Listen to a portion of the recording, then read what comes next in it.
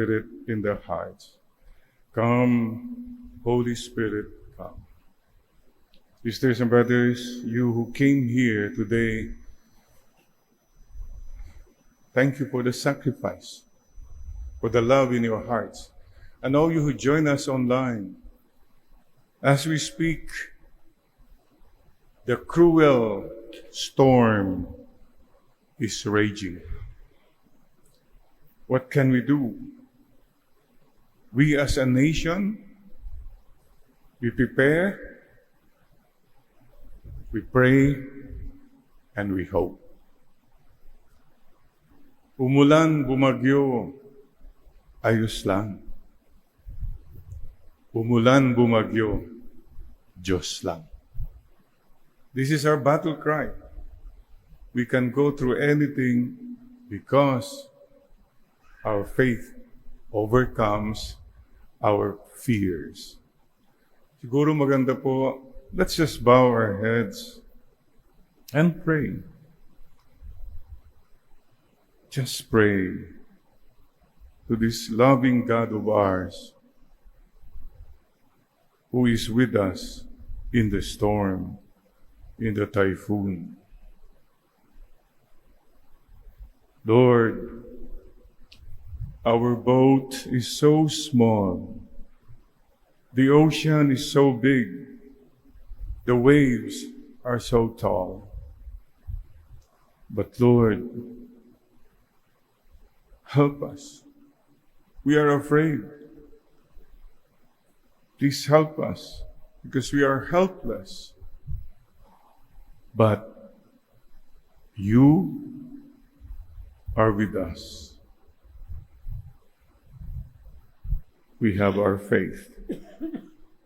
We know and believe you will never leave us.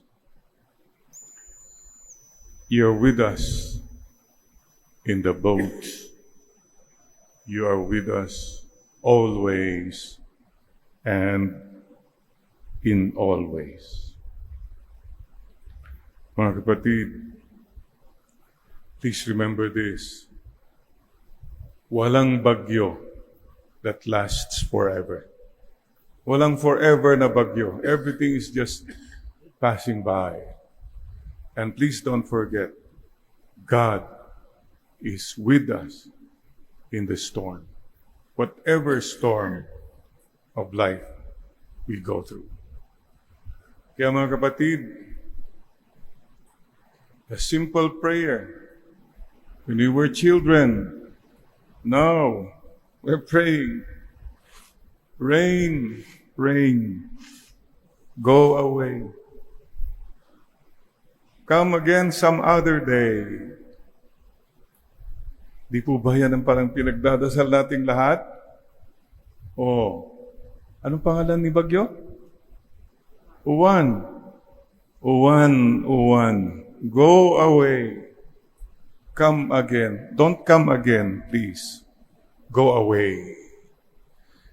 These are the real hopes and dreams. And we can tell them to God.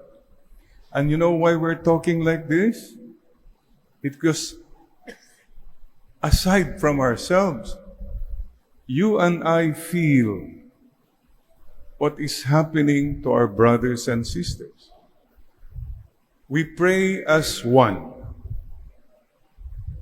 If at this time, yung prayer mo ay, mabuti na lang kami, hindi kami binabagyo, hindi kami nababaha, ay swerte namin, feeling lucky me. Wag po yan sana mangibabaw ngayon, mga kapatid. Ang paghihirap ng iba, paghihirap din natin. So don't feel lucky me. Parang ikaw, maswerte. We are not praying as one. We pray as one and say, Lord, please help our land. Maybe you are not affected personally because you have everything secured, safe ka. But makiisa po tayo. Pray. Kahit na, wala naman, okay lang, staycation na lang kami, relax. Yun yung mga kapatid, makiisa po tayong lahat. It's our country. Number 2, ito pong mali rin na attitude. Nagkabagyo-bagyo, baha-baha, sila kasi. When you start blaming other people, yung mga flood control na yan, okay, yan naman ang iniisip mo, but you don't even realize, Lord, ako rin may pagkukulang. Mea culpa. Mea culpa. So don't feel lucky me at sila kasi.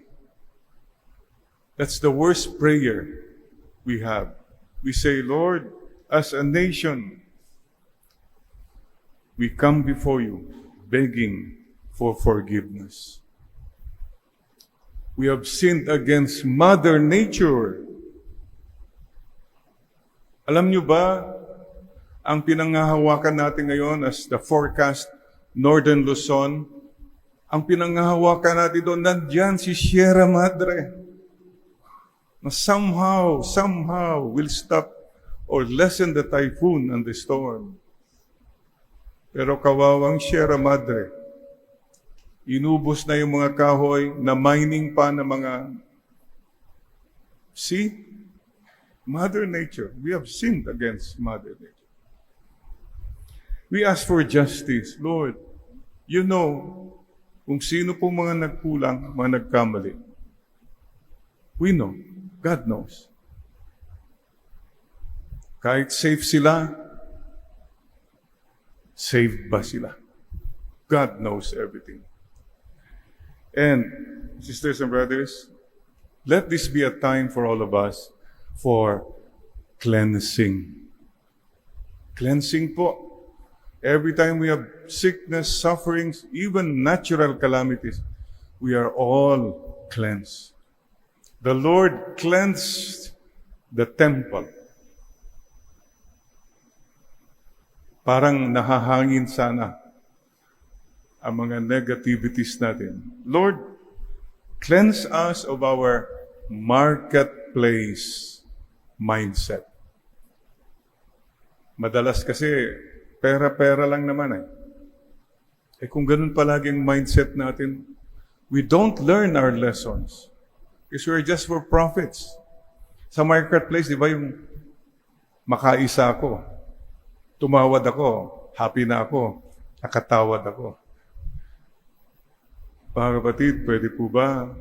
You don't apply the marketplace mentality in your life. Parang yun na lang ang prinsipyo ng buhay natin. The Lord keeps reminding us all, love one another, sacrifice, go out of your way, go the extra mile, give the extra smile. Cleanse us, Lord, of our selfishness and our pride.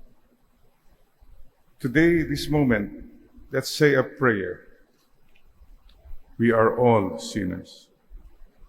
We come before God as that typhoon approaches us. Lord, have mercy on me. Have mercy on us, sinners. And Lord, thank you for loving us, even if we are sinners. Father God, you have given us so much, but we have never given you enough. You have always gone out of your way for us. But we stay in the road of comfort and stay on the bed of complacency. You have given up your life. Me? We? What have we given up? What have we really sacrificed?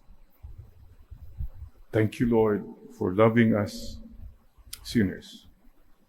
Thank you for not giving up on us, sinners. Sisters and brothers, we continue to be one. At mga kapatid, we don't know how things will go, but please remember, we have faith and we have each other, we'll be okay. By the way, may we find God in every storm we go through. Marami siguro napadasal na. Marami siguro nakapag-isip-isip. Sometimes, God goes through these things para mabatukan tayo. Huy, I'm here. You're forgetting me. Paala-ala lang naman po ni Lord yan. By the way, if I'm not mistaken, Bagyo starts with, correct me if I'm wrong, a weather disturbance. Di ba? Weather disturbance. Tapos, nag-increase yan, LPA, low pressure area. Tapos, depression. Tapos, storm. Tapos, pag lumakas pa, typhoon na. Pag lumakas pa, super typhoon. Mga kapatid, as we look at our lives, ikaw ba ang disturbance? Di ka naman siguro bagyo, pero disturbance ka. Marami kang nadidisturbo in your family. You're the community disturbance. Your family disturbance. You become the national disturbance. Oh, number 2, analogy, continue. Low pressure. Ikaw ba nagbibigay ng pressure sa ibang tao? Pinipressure mo ba yung husband mo? Pinipressure mo yung wife mo? Mga anak nyo? Pressure. Low naman, Father. Pressure pa rin. Ikaw ba yung community pressure? Ikaw. Ikaw ang national pressure. Pambansang pressure ng Pilipinas. Depression. Ikaw ba ang nagbibigay ng depression? You put people down. Ikaw ang family depressor. Meron bang depressor? Ikaw nagbibigay ng depression sa community. You have become the national depression. Ang daming tao nalungkot na dahil sa'yo. Then, bagyo. Are you, ikaw ba, ang bagyo sa buhay ng iba? Husband and wife, pakitanong mo nga, ask each other, ako ba ang bagyo sa buhay mo? Kung minsan, yes. Yeah. So, why do we become, are you the bagyo ng community? Bagyo ng Pilipinas, pambansang bagyo. Ikaw ang naging bagyo. Marami kang nasaktan, marami kang pinahirapan. Sisters and brothers, these are all reflection. And are you the super typhoon? By the way, the word typhoon comes from two Chinese words. I don't know the Chinese exactly, but I know the Korean. I have to consult Father Casimiro here, SVD, from Poland. Let's welcome him, Father Casimiro.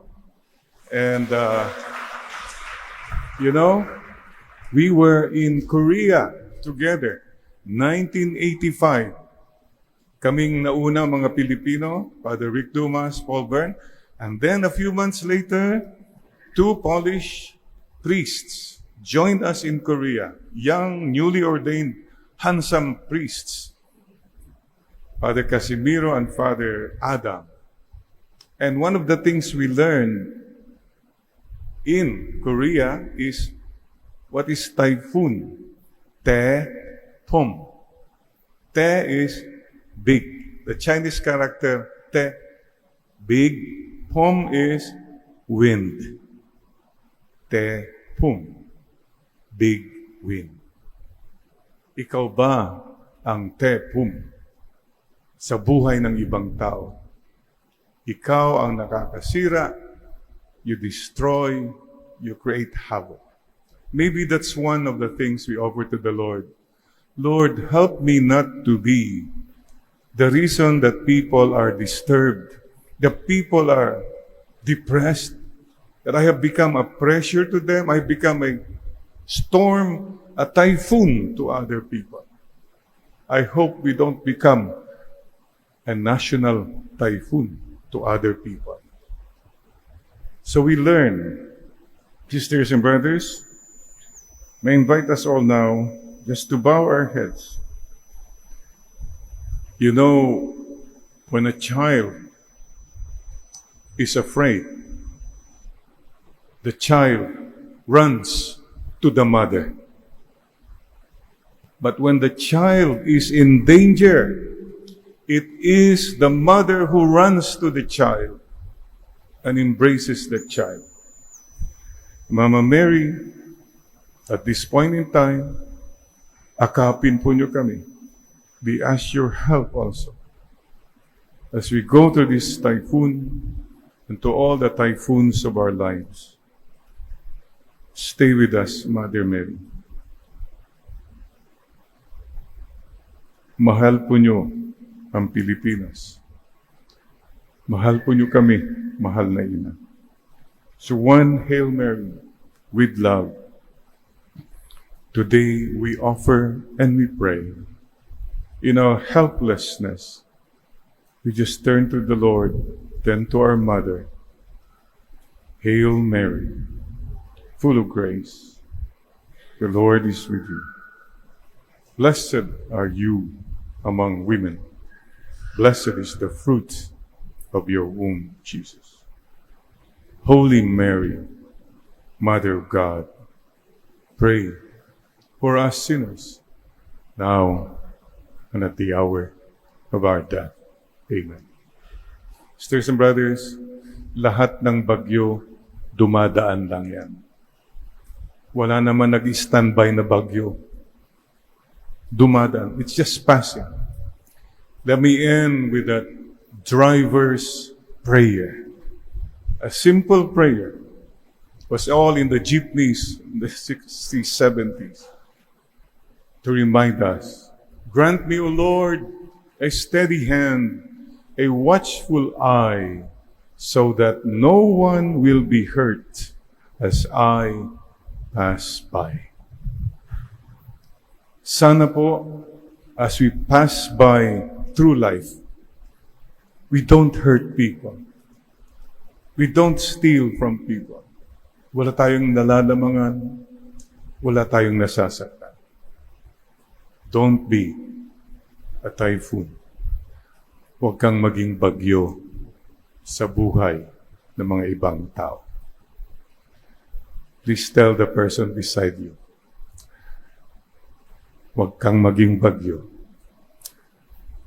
Magkasama tayo. Amen and amen.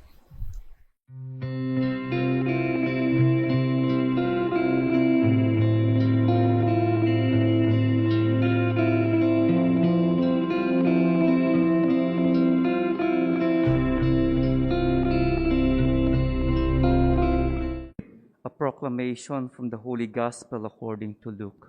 Glory to you, O Lord.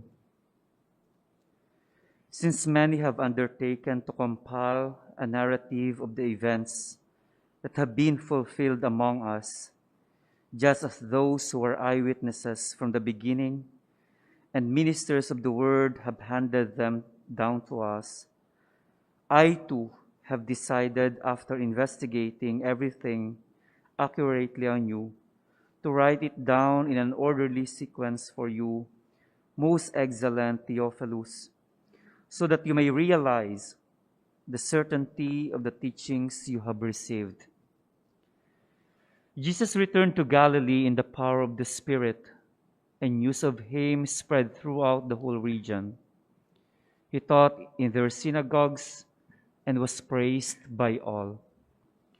He came to Nazareth, where he had grown up, and went according to his custom into the synagogue on the Sabbath day.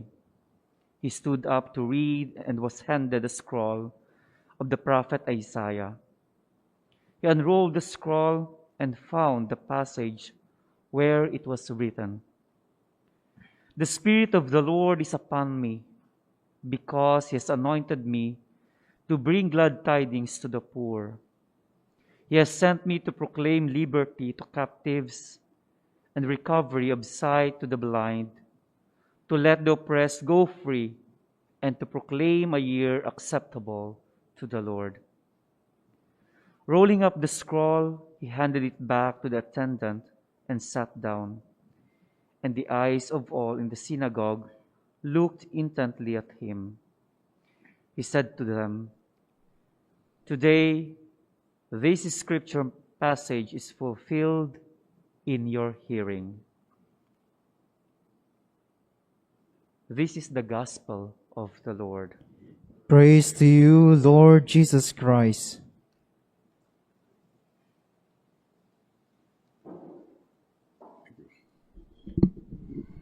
Come, Holy Spirit, bless this unworthy priest, that I may share with humility and with the heart,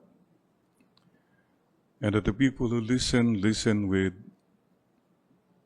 their heart, not just with their ears. Come, Holy Spirit. Dear friends, we're happy to have with us Father Elmer from Mindoro, assigned in Hungary, in Europe. One of the 120 Filipino SVD missionaries all over the world spreading the good news, precisely what Isaiah was saying, to preach the good news to all, to bring glad tidings. Thank you. Welcome, Father Elmer. Hungary must be covered with snow right now. We're happy you're home. And hungry na ba kayo? I like to take note, there are many people these days who are in isolation. And ano na ba ngayon? 7 days, 14 days. Father Bobon was in isolation for 2 weeks. It's not easy. I salute those people who go self-isolation to make sure that they do not contaminate others. This is something, and I salute you all who do this because you care for other people. Thank you. But speaking of isolation, you know what? Who was in isolation? The gospel today says, when Jesus returned to Galilee in the power of the Spirit, the news of him spread throughout the whole world. Returned from what? He returned from that 40 days and 40 nights fasting and prayer in the desert.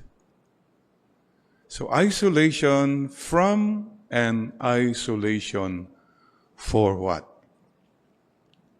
Keep that in mind. You're isolated from the world. So, for what? To prevent the virus from spreading. But don't forget, for what? For yourself too, for healing. And may we add, isolation for cleansing. So, isolation, mahirap yan. So our proposal is isolation with God. Then it's something beautiful. In the 1960s, 1970s yata, there was this song.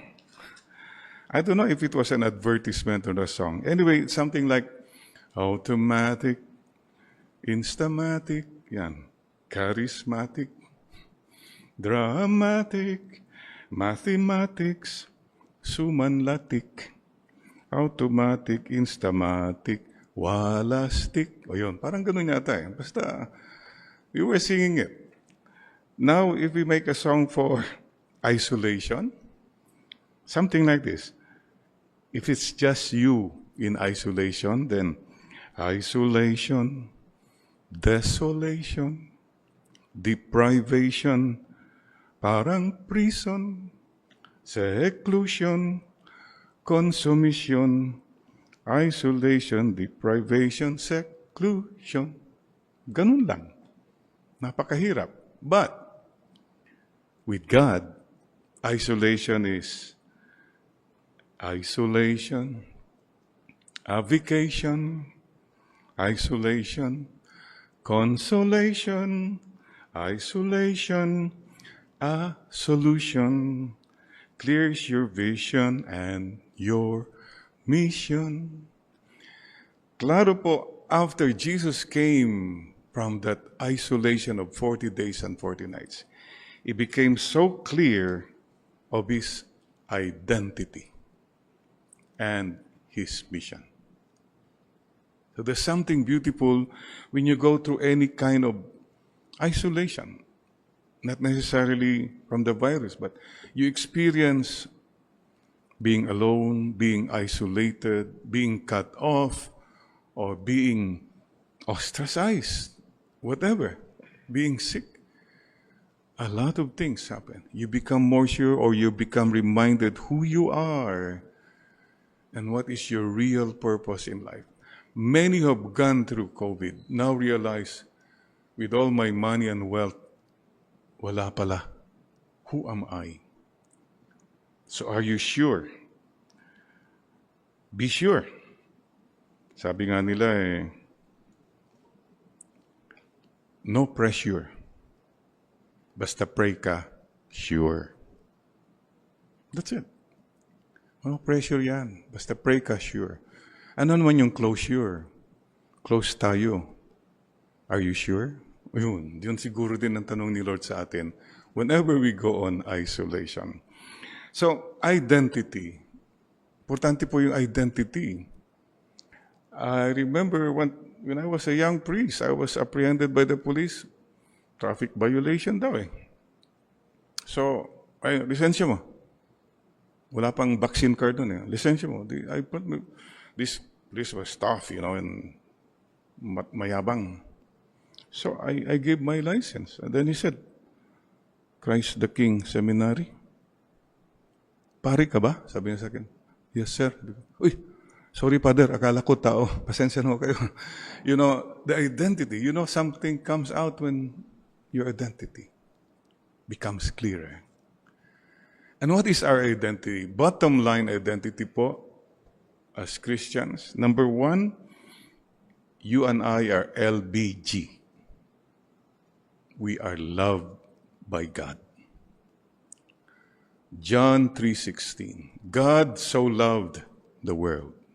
This is our basic identity. We are all loved by God, please. Don't forget that. What is our second identity?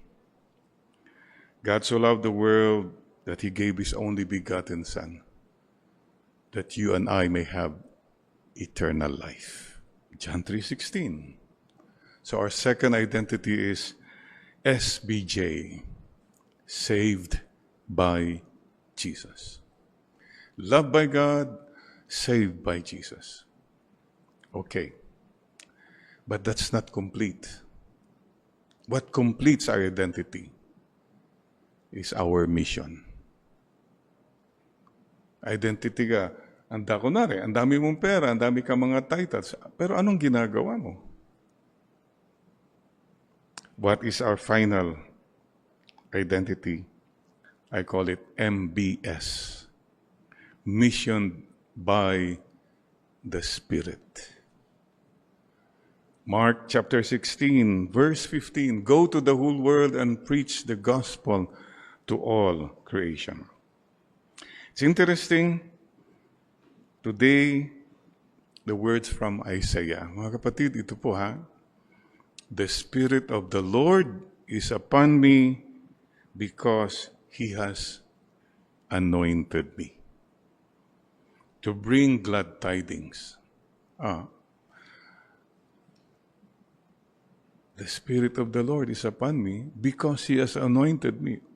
All of us have been anointed. Especially priests, very clear ang anointment, no? But the question is the Spirit of the Lord upon us? In May, we'll be electing again officials who will be anointed for their work. But is the Spirit of the Lord in them? Ito pong tanungin natin, am I Spirit-filled in whatever I am doing? Or is it just all about me? Success ko yan, achievement ko yan. Hey, the bottom identity is we are missioned by the Spirit. Without the Holy Spirit, parang kwan lang ito, human effort. Parang it's all about me. It's all about my ideas, my programs. Remember, we are missioned by the Spirit. Without the Holy Spirit, unless the Lord builds a house, we build in vain. Make sure that everything we do is missioned by the Holy Spirit. To bring glad tidings. Glad tidings is what we need. This time the pandemic, yan po, let's give hope and joy. The first reading talks about Nehemiah. Today is holy to the Lord.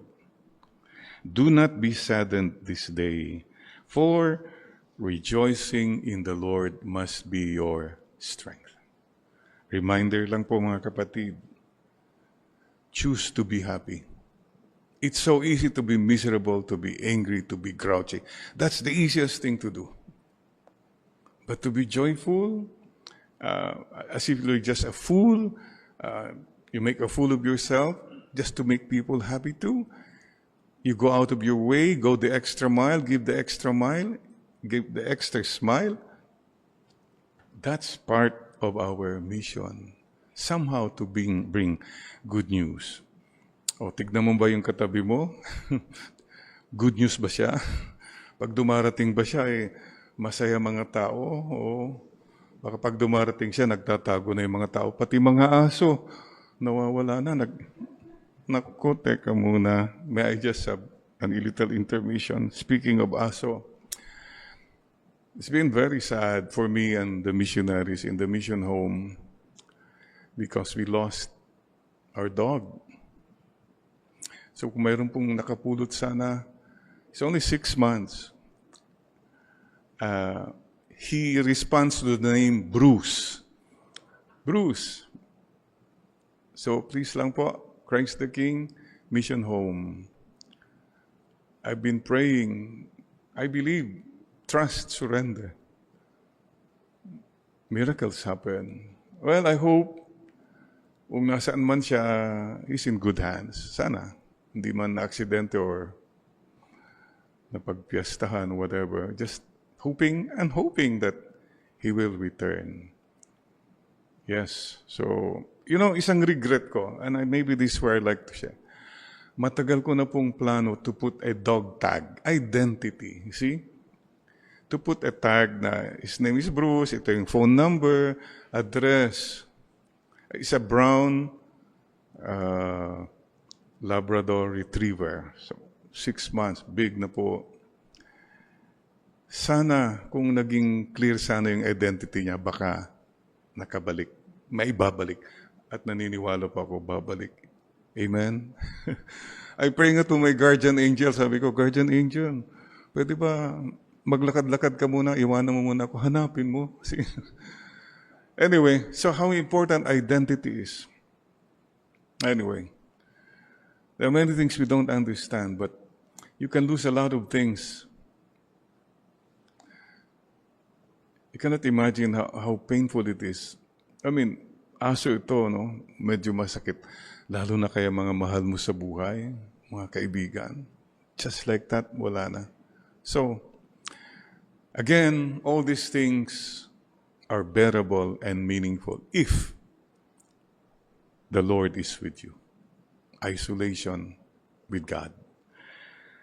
You have been anointed, sight to the blind. This time, we have to give people a new way of looking at things. Whenever we share here the Word of God, it's a way of looking at things. We're not saying we're the right and we are the righteous ones. No, it's my experience with God na this thing can be seen like this. Sharing po of our horizons. Sana po yung mga masyadong makitid, they broaden their horizons. That people may be right, that there's another way of looking at things. Pray for that grace to be really the grace of sight, the grace of true vision. Set free the oppressed. Ang dami pong oppressed at depressed. What are we doing? There are many of us are doing good things in our present socio-political economic situation. We have people who are so involved, Father Flavi and many others. So, thank you. But aside from that too, we take it on the emotional, spiritual level. Precisely, ito pa rin eh. Bring good tidings, give hope to people, liberty to captives, those who are so captured by their own selfishness, and set them free, the oppressed, and to proclaim a year acceptable to the Lord. Anno Santo. A year that is pleasing to God. What pleases God, mga kapatid? Sana, if you have a day of prayer and fasting, that's pleasing to God. A year of prayer and fasting for the whole community, that's pleasing to God. So what does it mean? Prayer, fasting, sacrifices, and good deeds. That's pleasing to God. So mga kapatid, pati na mga kandidato, please be clear of who you are, identity and your mission and your program for us. We have the right to know who you really are at anong gusto mong gagawin na mission for us.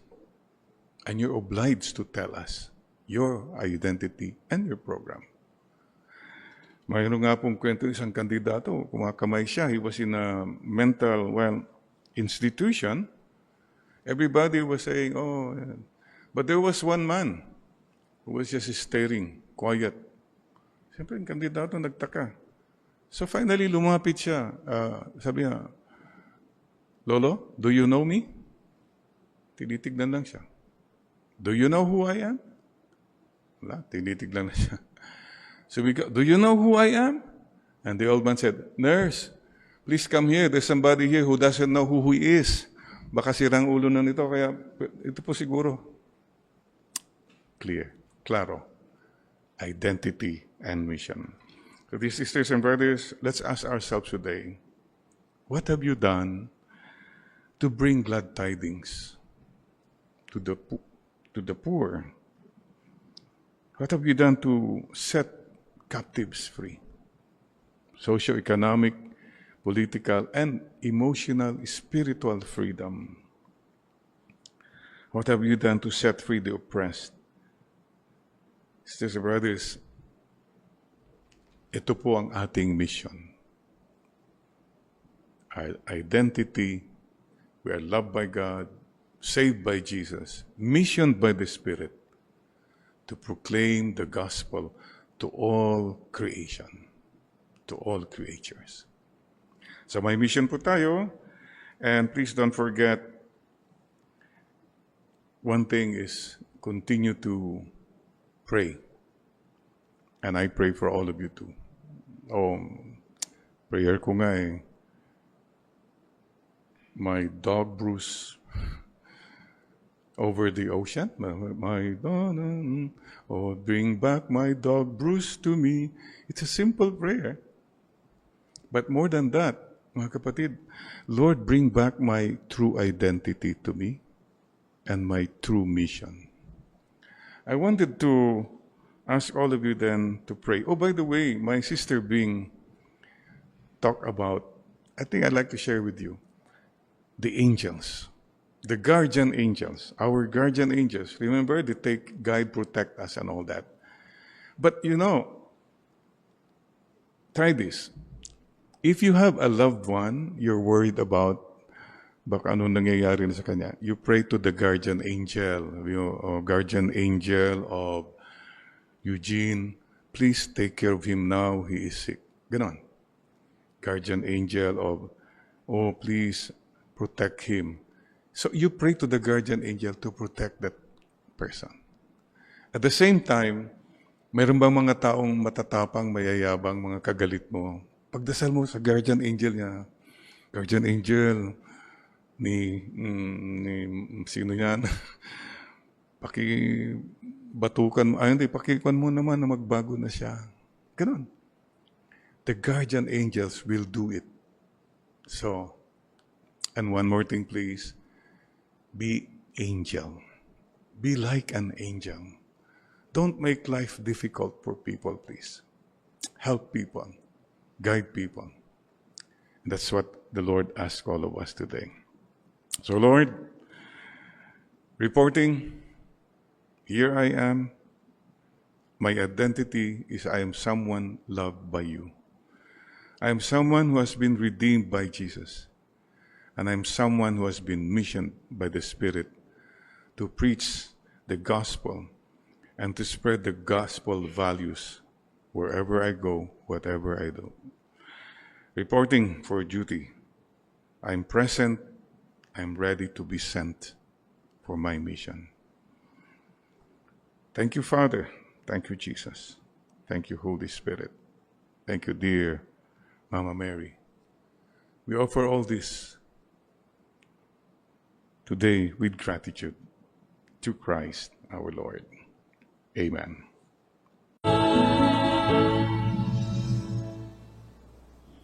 The Lord be with you. And with your spirit. A reading from the Holy Gospel according to Luke. Glory to you, O Lord. The crowds asked John, "What ought we to do?" In reply, he said, "Let the man with 2 coats give to him who has none. The man who has food should do the same." Tax collectors also came to be baptized, and they said to him, "Teacher, what are we to do?" He answered them, "Exact nothing over and above your fixed amount." Soldiers likewise asked him, "What about us?" He told them, "Do not bully anyone. Denounce no one falsely. Be content with your pay." The people were full of anticipation, wondering in their hearts whether John might be the Messiah. John answered them all by saying, "I am baptizing you in water, but there is one to come who is mightier than I. I am not fit to loosen his sandal strap. He will baptize you in the Holy Spirit and in fire. His winnowing fan is in his hand to clear his threshing floor and gather the wheat into his granary. But the chaff he will burn in unquenchable fire." Using exhortations of this sort, he preached the good news to the people. Sisters and brothers, the good news of our salvation. Praise to you, Lord Jesus Christ.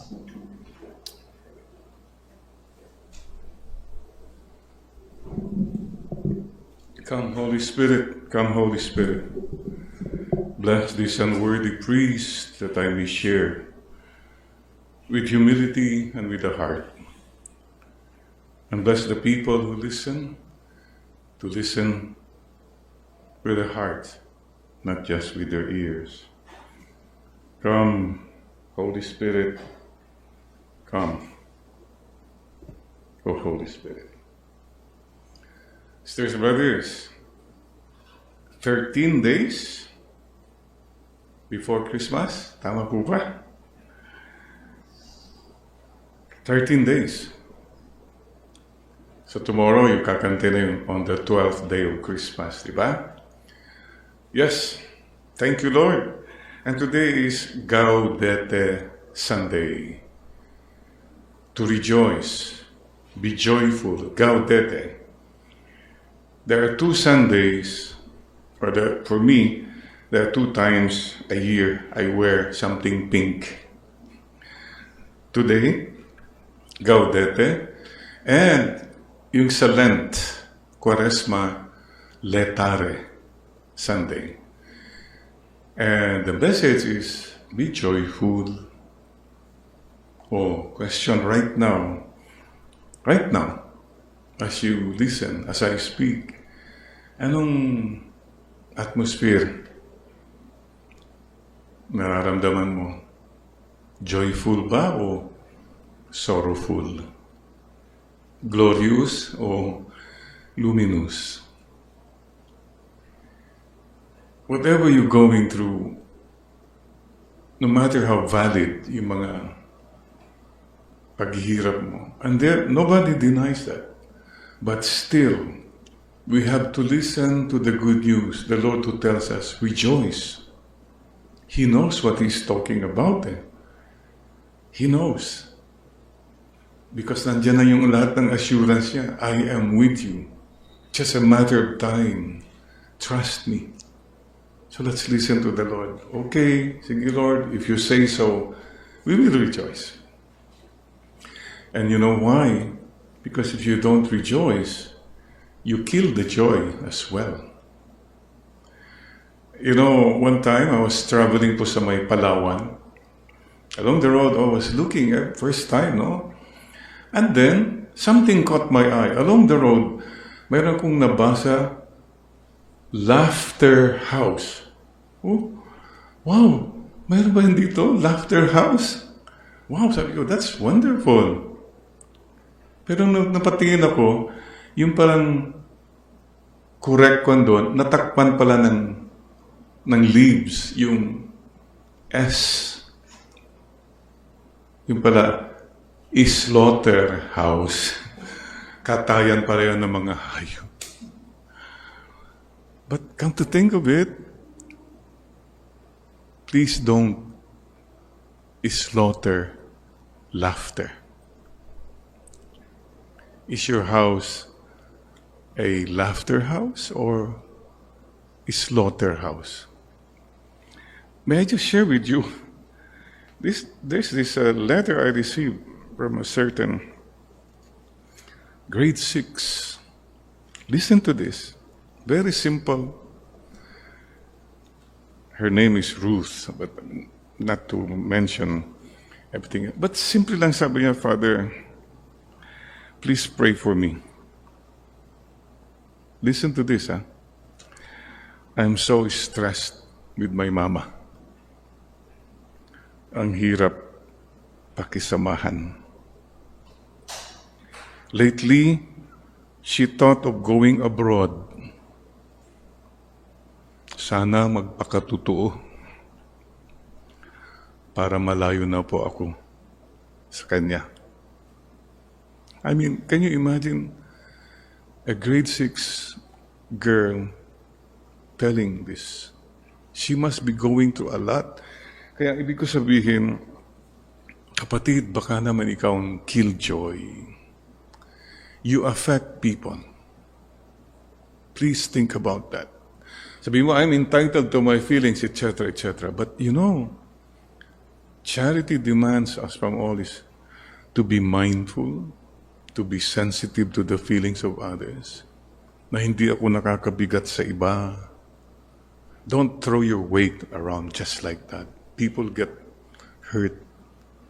Maybe this is why the Lord is telling us all to rejoice. But then, our joy is founded not on the artificial lang. You know, it struck me once, sabi, may nag-comment din sa akin, Pare Jerry, joy ka ng joy, hope ka ng hope, palagi mong sinasabi yan. How can I be joyful when people are suffering? You know, nung una ko nadinig yun, o nga, no? Parang, but the more I thought about it, medyo mali yung ganung kwan eh. So, suffering tayo kaya miserable tayong lahat. Dapat parang ganun ang gusto niya.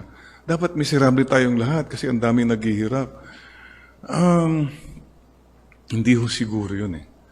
I can empathize with you. I can feel your feelings.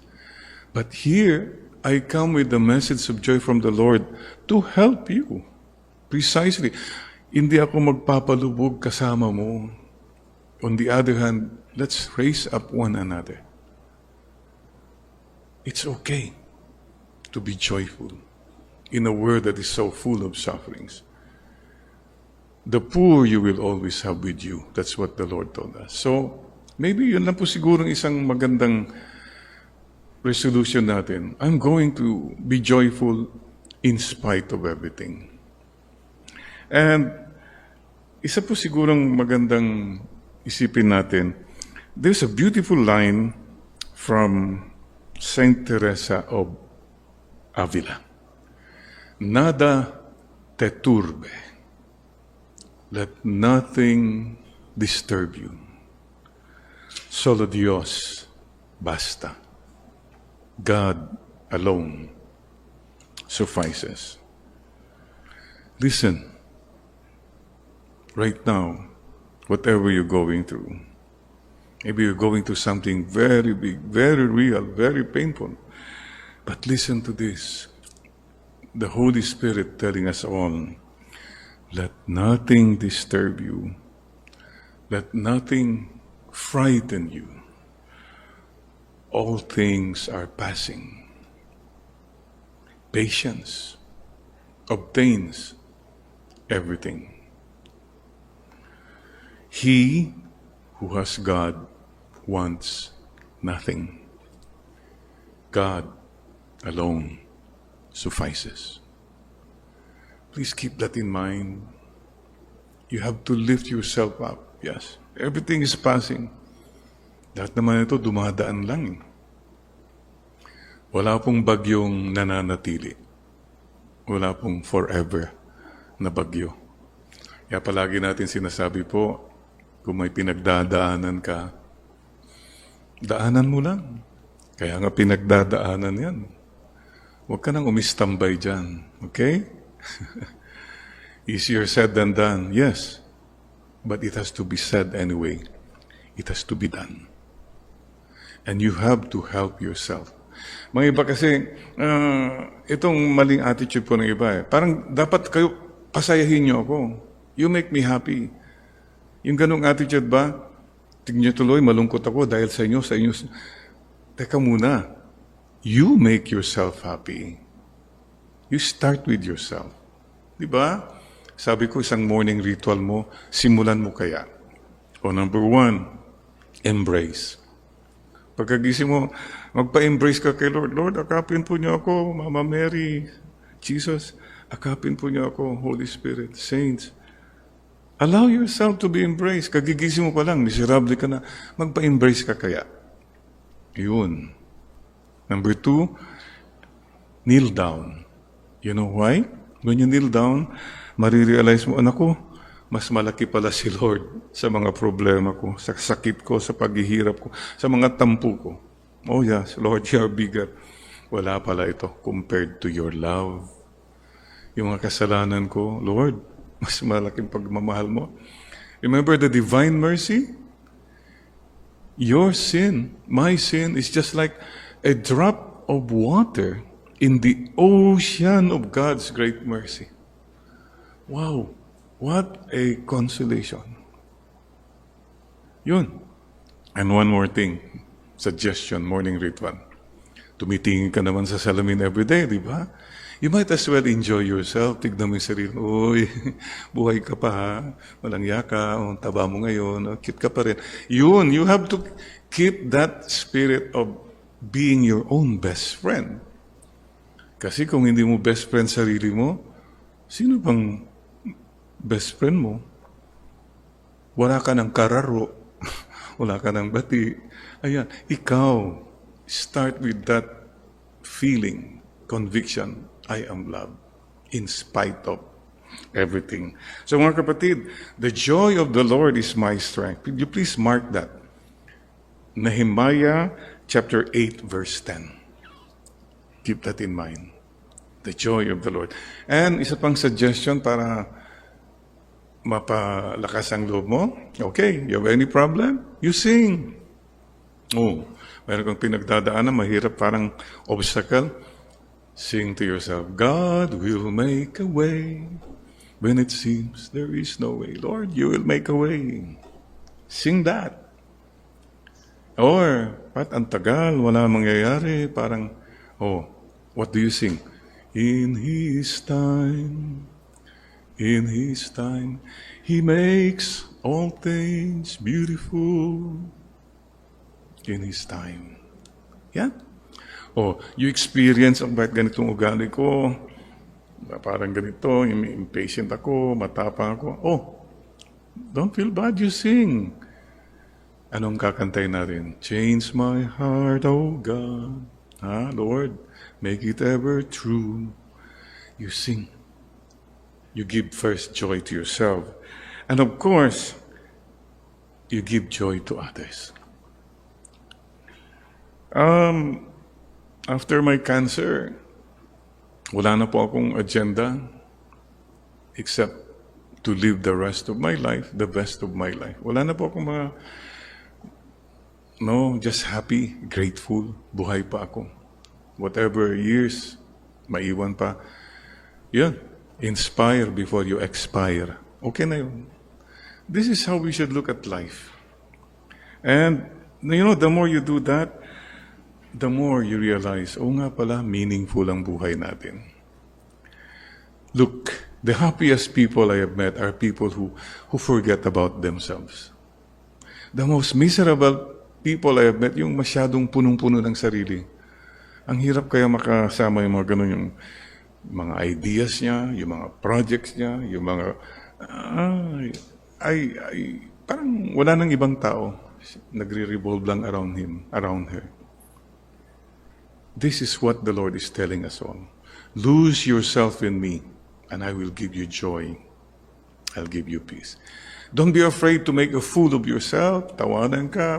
It's okay. Don't take yourself too seriously. Don't worry. Be happy. St. John.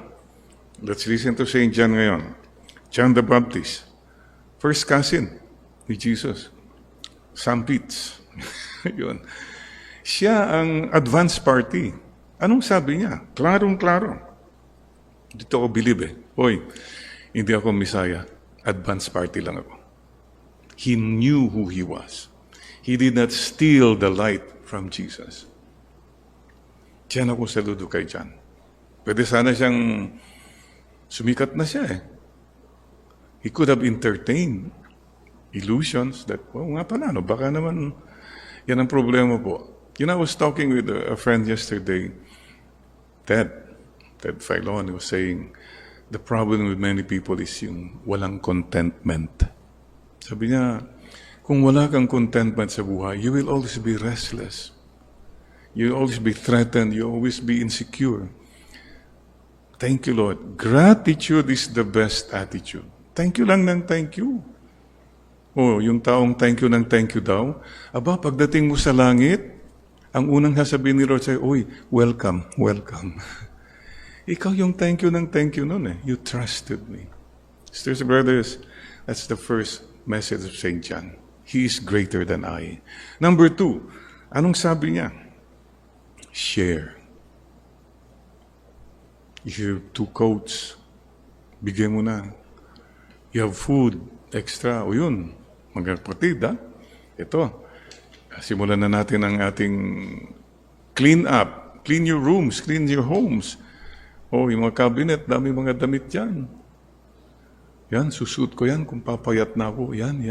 Naku, sinabi mo na yan last year. Hindi ka na siguro papayat. Pamigay mo na. Give and you'll be happy. So many people are suffering po. And share. Huwag na kayong mag-share ng mga chismis.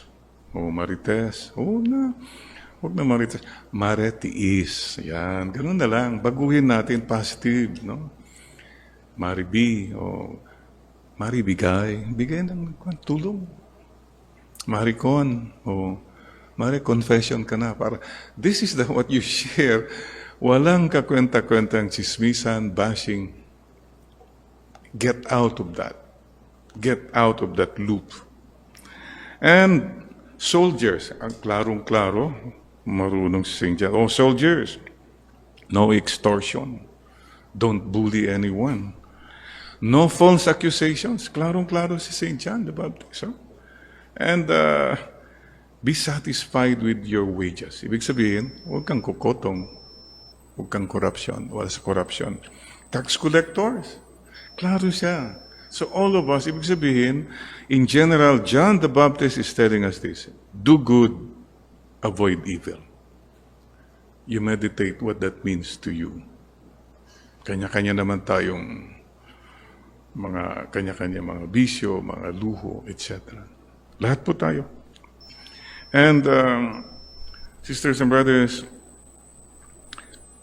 today, if you think about preparation, sinong talagang nakakaalam ko anong paghahanda sa pagdating ni Jesus? I can think of no one except mothers. Those who were pregnant. Yan ang naghahanda talaga. Kasi, number one, your mind is always on that child. Tayo, ang mind natin kung saan-saan, bihira natin maisip si Jesus. Naisip pa natin si Santa Claus. Si Jesus, nakakalimutan natin. And a mother, a pregnant woman, always prepares to make sure that the child is safe, the child is happy. Nandun po, kaya may I salute all mothers. By the way, Father Judy, ilang po kayong magkakapatid, Father Judy? 4.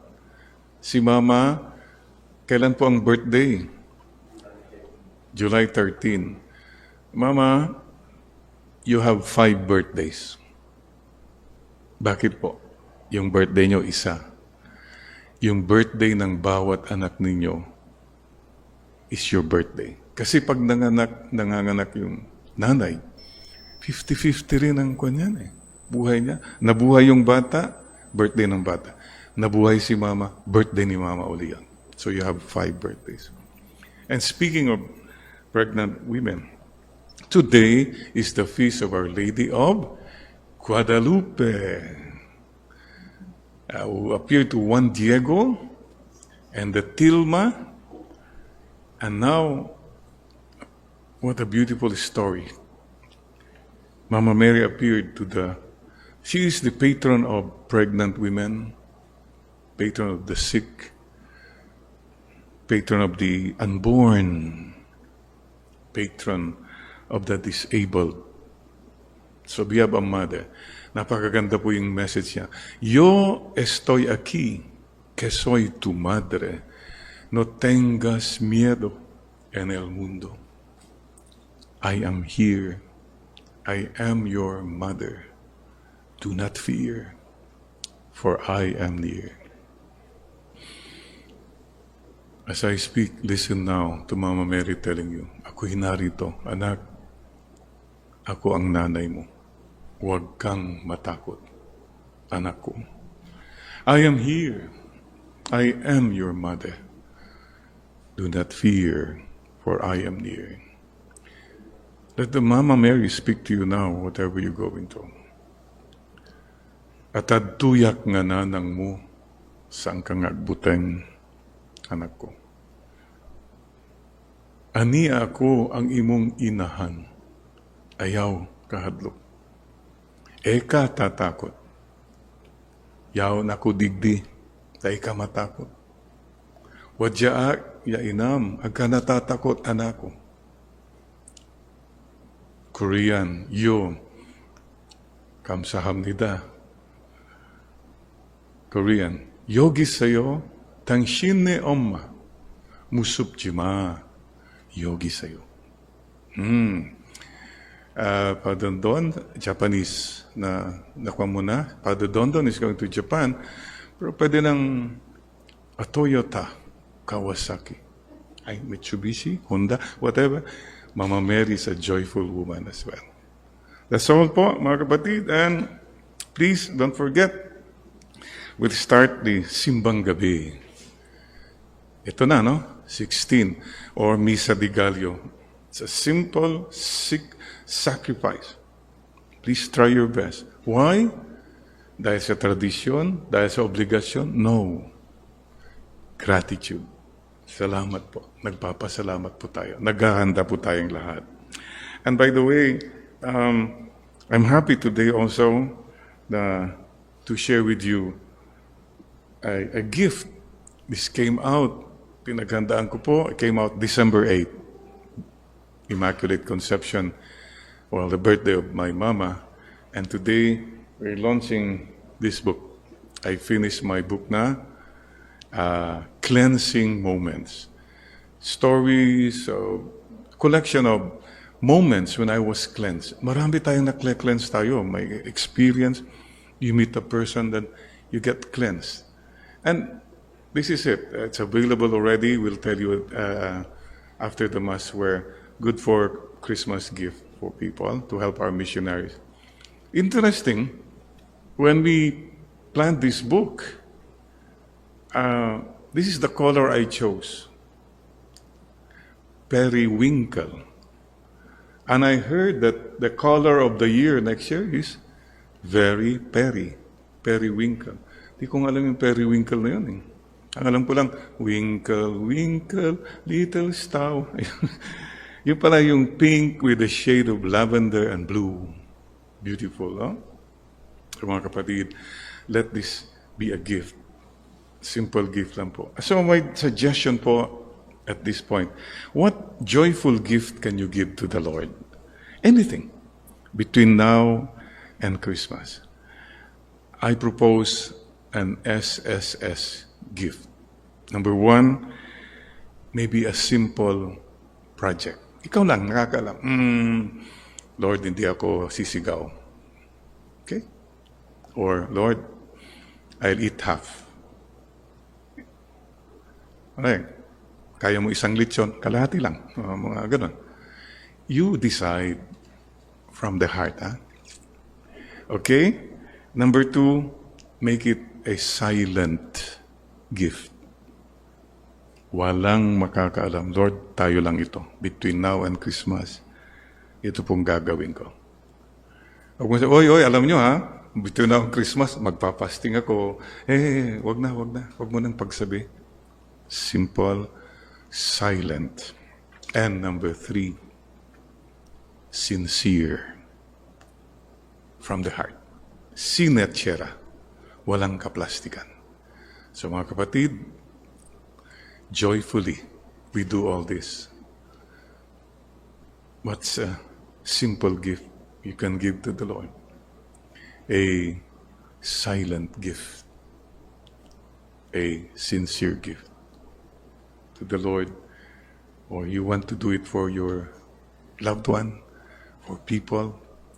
You wrap things, you sign a check, you pray for your enemy, anything. Basta. Simple. Keep it simple. Keep it silent. And keep it sincere.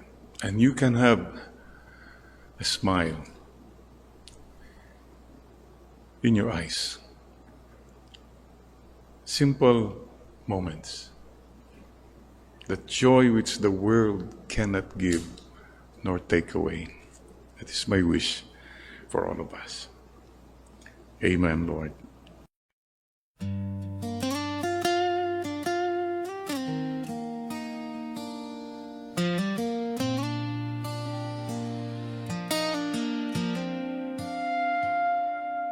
Everything I used to live for faded slowly out of sight.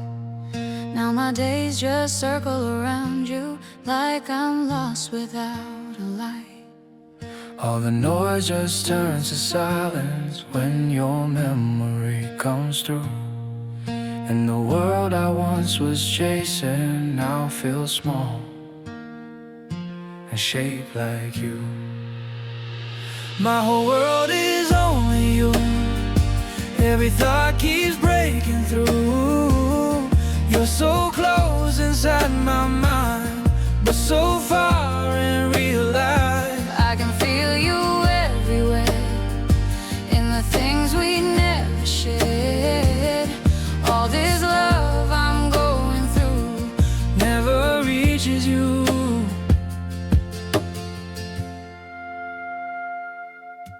Every image feels so real now, like you're standing next to me. But the truth is in the silence, you were never meant to see. My whole world is only you. Every thought keeps breaking through. You're so close inside my mind, but so far in real life. I can feel you everywhere, in the things we never shared. All this love I'm going through never reaches you. If you felt it for a moment, would it change the way you stay? Or would I still be the shadow that just fades away?